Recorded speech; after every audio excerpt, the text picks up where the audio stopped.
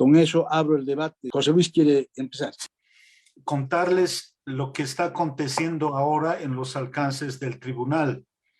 Nos hemos dado cuenta que el poder acceder al tribunal lamentablemente podía estar centrado a la ciudad capital en la que estamos en este momento.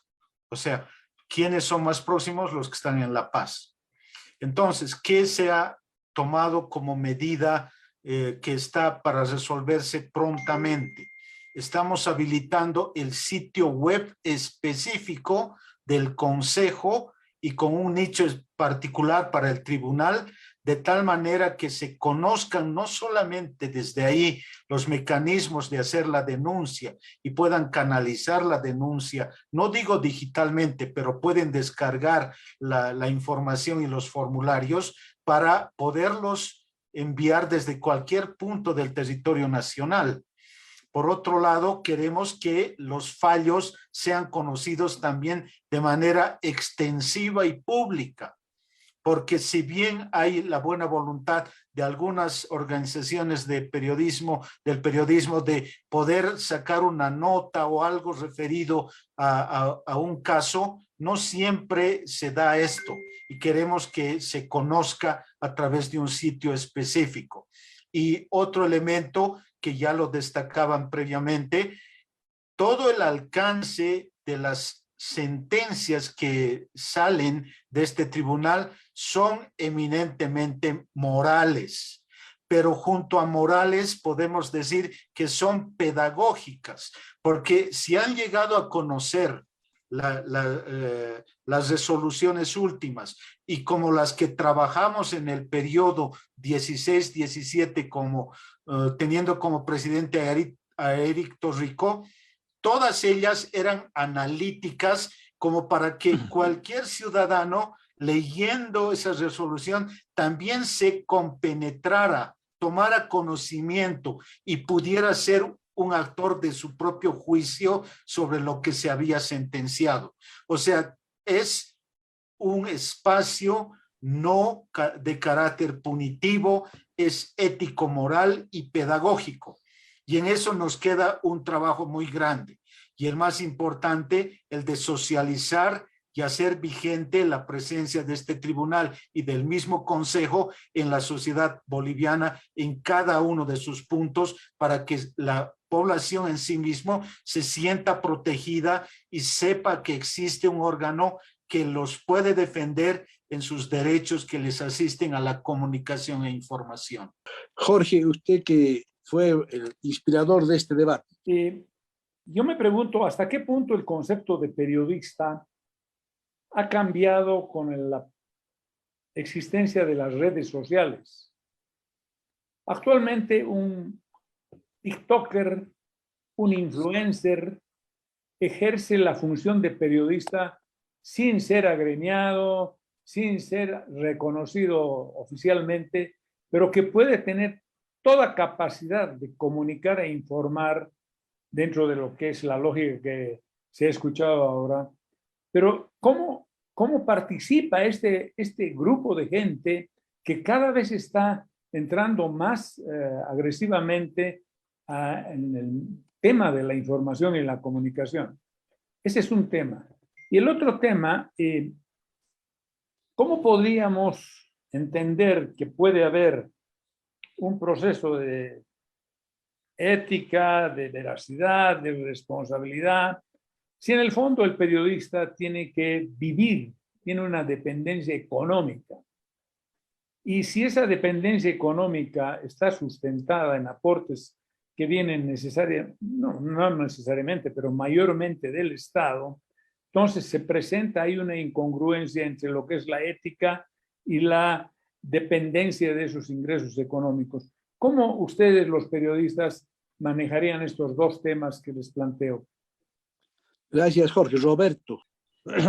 Yo quería preguntarles un poco sobre algo que tú hiciste mención, Juan, que es el tema. Estamos trabajando ahorita en este diálogo sobre el Tribunal Nacional de Ética, que es una instancia para la autorregulación, el autocontrol. y el manejo de la información por parte de los medios de comunicación y por parte de los periodistas. Y por tanto regula la labor de los periodistas. Su ámbito de acción es la prensa, el periodismo, etc. Pero Eduardo Rodríguez mencionó a los tribunales de imprenta, que son creados por la ley de imprenta y que deben ser creados, nominados, etcétera, desde las municipalidades.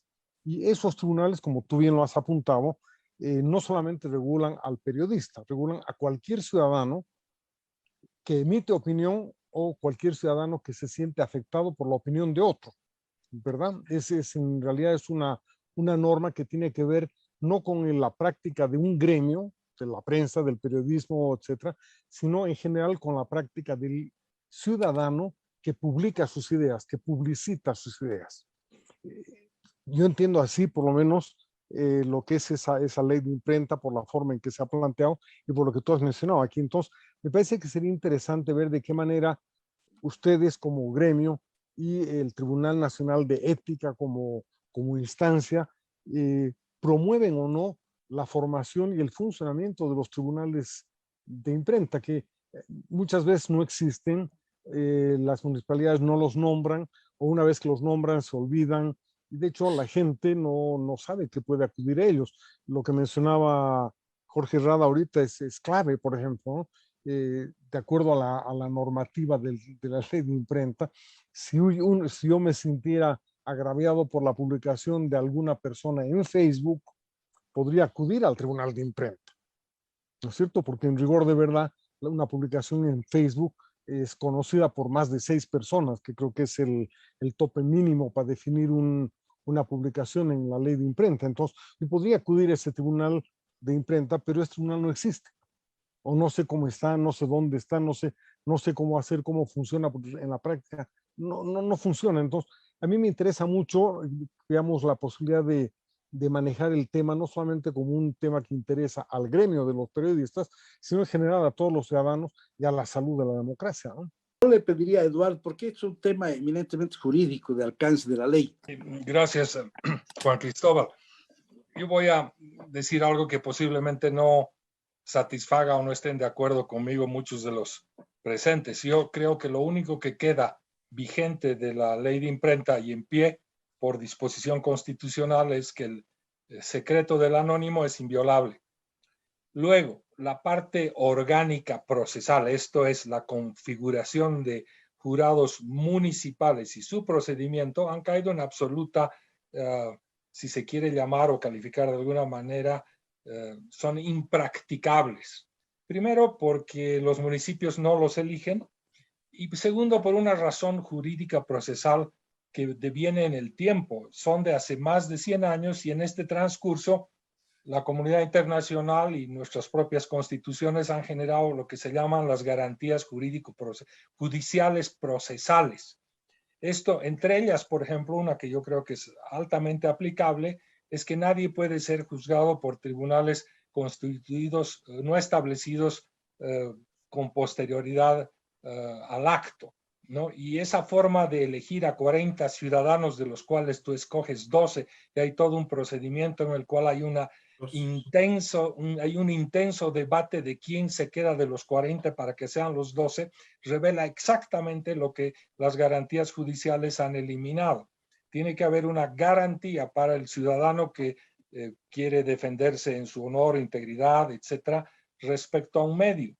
Y yo no creo que esos tribunales municipales sean los más convenientes. Por otra razón adicional, a lo largo del tiempo en el país hemos ido eliminando una serie de tribunales de excepción o comisiones especiales, y eso está en las 2 o 3 últimas constituciones. Ya no hay juzgamientos de privilegio, ni eclesiásticos, ni militares, ni parlamentarios, y puedo avanzar en eso. Entonces yo creo que lo más sano es tener muy claro que una cosa es acudir a la jurisdicción penal criminal, que indudablemente seguirá vigente en materia de difamación, calumnias e injurias, y otra que es la que yo destaco en esta noche, que es la que tú puedes optar, que es el ejercicio veraz, responsable y ético, y que puede resolverse también de otra manera. Yo revisaba hace poco la versión del nuevo código del sistema penal boliviano que se aprobó y luego se derogó, y tiene esta preocupación que he comenzado por destacar: la inflación de delitos. En Bolivia todo es delito, tributario, fiscal, de aportes. Es un monumento a la persecución inquisitiva del Estado. Y ese es un problema cultural. Si ustedes miran incluso los medios televisivos, TikTok o lo que quieran, todo es justicia penal. Y eso hace a una falta de debate sobre los alcances de la jurisdicción penal, que es la sanción del Estado a quienes cometen infracciones. Pero hemos generado una suerte, y en los últimos años, de inflación criminalizante. Todo tiene que ir a un fiscal. Hoy día el fiscal es posiblemente el hombre más poderoso del país. Entonces, para resumir, yo creo que hay que actualizar un debate muy serio, muy alturado sobre lo que son los alcances de una configuración de tribunales municipales de hace 100 años, cuando no concurrían garantías universales hoy vigentes, y además ver de descriminalizar en lo posible la actividad periodística. Gracias, José Luis. Yo soy miembro del Tribunal de Imprenta del Gobierno Municipal de La Paz. Lo único que conozco es que en una oportunidad nos mandaron una carta de invitación a integrarnos y nos reunimos en el Palacio Consistorial ahí, los 40 delegados, y de esos 40 delegados han ido falleciendo uno por lo menos cada tiempo. O sea, no existen ni siquiera los 40. Ese es el real estado del Tribunal de Imprenta en el caso paceño. Está constituido nominalmente, pero operativamente no existe. Entonces, ¿cuál es la vía más automática para el ciudadano en general y no solamente para el gremio y los operadores periodísticos? La autorregulación.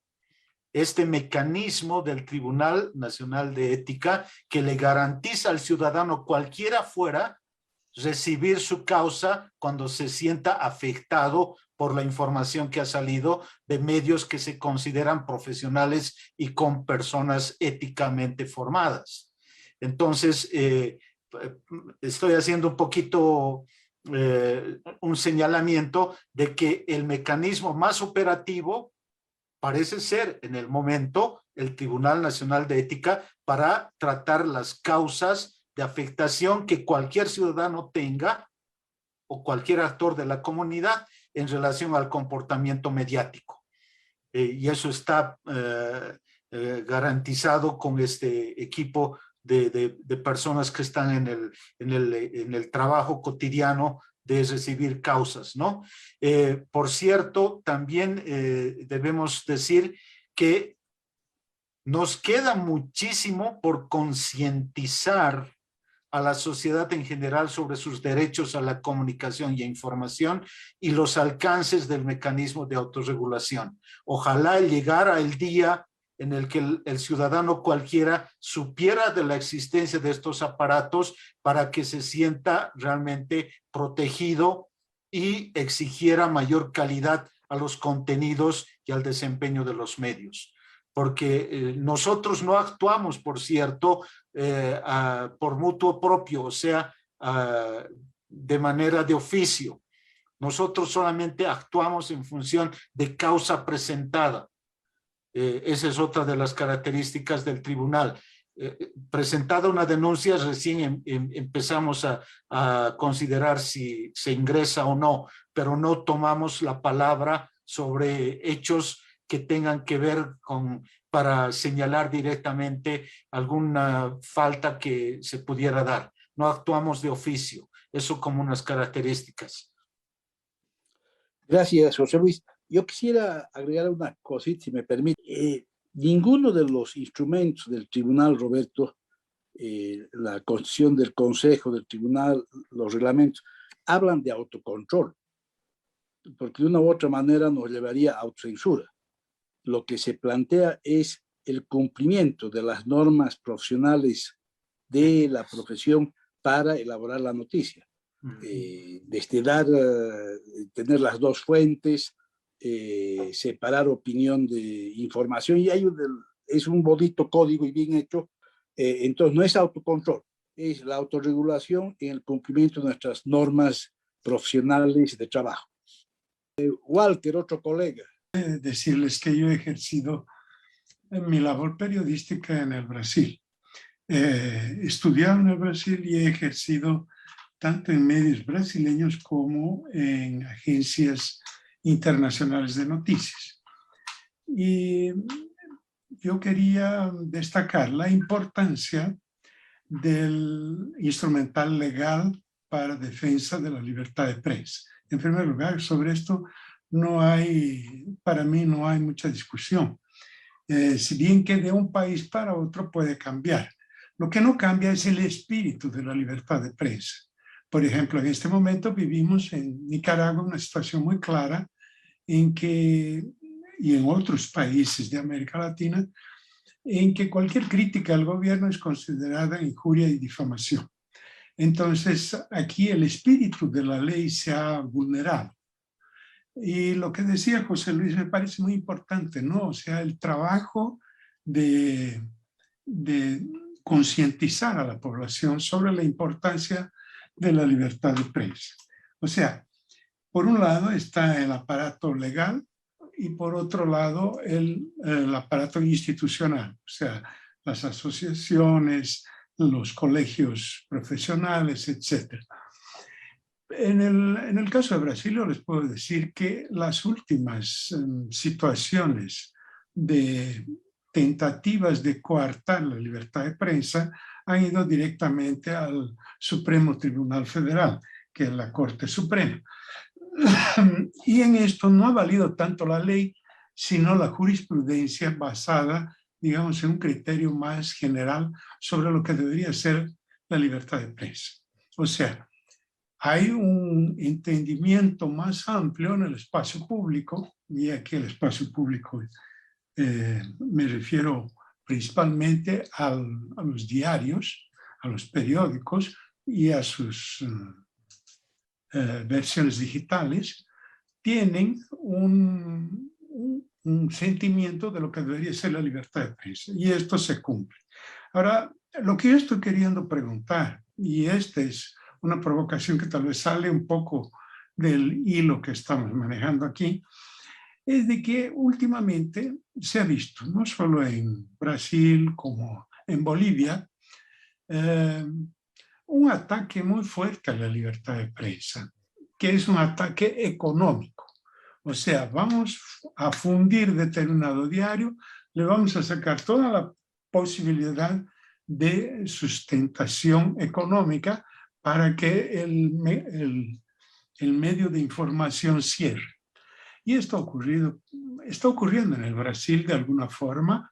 El presidente de la República considera que su enemiga es la principal red de televisión, que más que televisión es internet, es televisión, es diario, en fin, son varias cosas, ¿no? Y han conseguido sobrevivir hasta el momento. Pero toda esta discusión sobre libertad de prensa creo que tiene una pierna quebrada, que es la falta de análisis del problema económico de los medios. O sea, me refiero directamente al ataque que puede sufrir un medio informativo por parte del poder público. Pediríamos a José Luis y a Eduardo comentar las intervenciones que han habido. A ver si me dan la palabra sobre el punto. Y ha quedado de uno de los compañeros también el responder qué hacemos con esta profusión de informadores desde la ciudadanía que ahora utilizan cualquier recurso de medios sociales para generar información y no son periodistas. Eso también tendríamos que un poquito comentar. El análisis que nos hace el compañero sobre el caso de Brasil es interesante. Yo creo que esa política de ahogar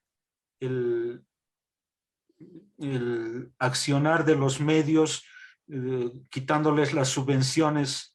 Esa es una práctica cotidiana, ha sido vigente en los últimos años de manera clarísima, y también contraviene de alguna manera el espíritu de la Convención Americana sobre Derechos Humanos, o sea, el Pacto de San José, porque hay un artículo que es el 13, referido a la libertad de pensamiento y de expresión, donde dice exactamente de que no se puede restringir el derecho de expresión por vías o medios indirectos, tales como el abuso de controles oficiales o particulares de papel de periódicos, de frecuencias radioeléctricas o de enseres, aparatos usados en la difusión de información o por cualesquiera otros medios encaminados a impedir la comunicación. Lo que estaría haciendo el Estado, por ejemplo, sería contravenir este alcance del Pacto de San José en materia de que al actuar quitándole subvención por avisaje normalmente o compra de espacios a algún medio, estaría ejerciendo un abuso de controles oficiales que van en contra del derecho a la expresión. Yo opinaría de esa manera. Naturalmente no sé si hay ese abordaje entre los que están sufriendo esta figura, pero me parece que deberían avenirse a los alcances del Pacto de San José. Ahora, sobre el tema que se nos decía anteriormente, de qué hacemos con los que mandan información a los medios o también originan sus propios espacios.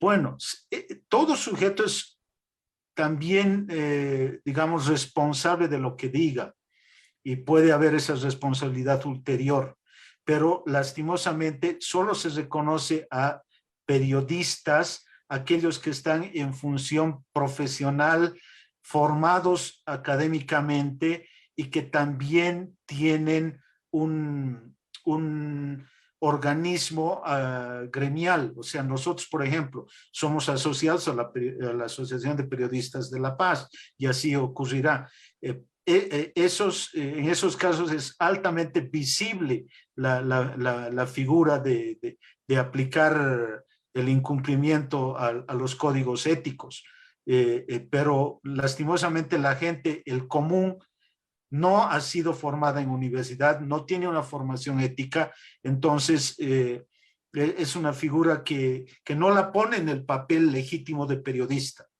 Probablemente será un informador ciudadano o quizás un reportero como se alienta en algunos canales, pero no puede ser considerado en su calidad de periodista. Periodista es el que ha seguido una formación académica que le da las artes de la construcción del texto informativo acompañadas de los valores ético-morales que hacen a ese ejercicio.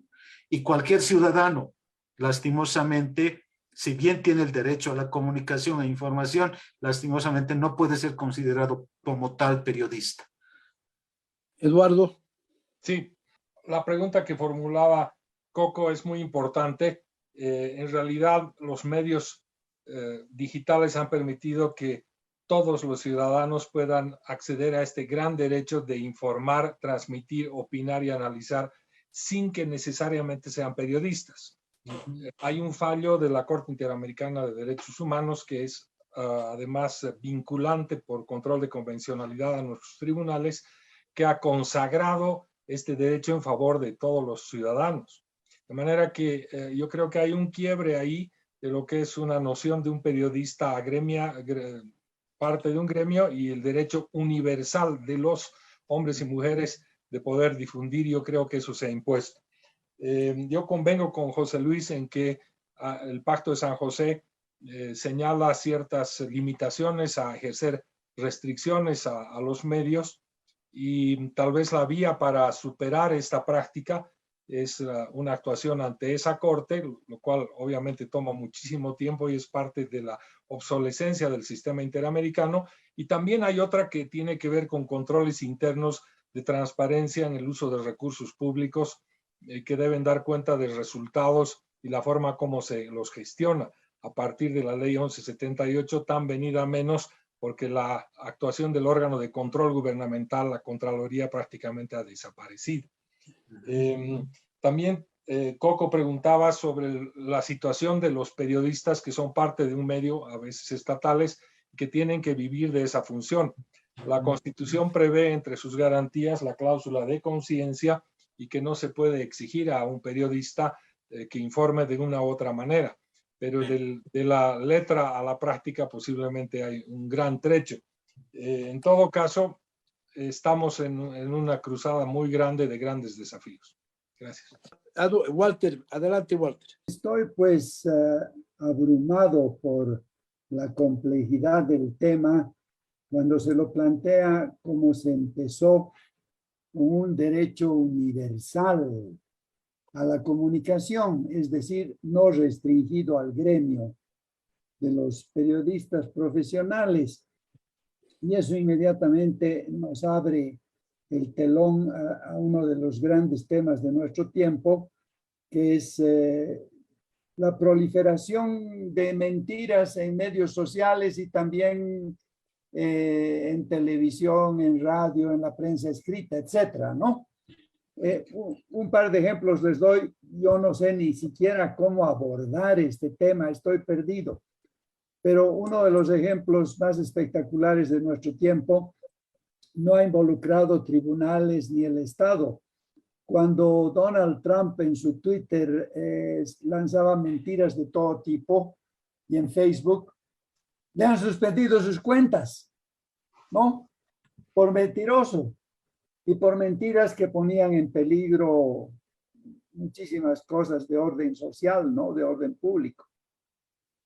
No sé qué pensar de eso. Obviamente Donald Trump no es un periodista y además el que le hayan suspendido tampoco ha restringido mucho porque sigue opinando y los medios reportan las mentiras que dice. Sigue diciendo que él ganó la elección y eso todos los días lo vemos en CNN, en los grandes periódicos, etcétera, ¿no? No, a mí me desorienta mucho esto.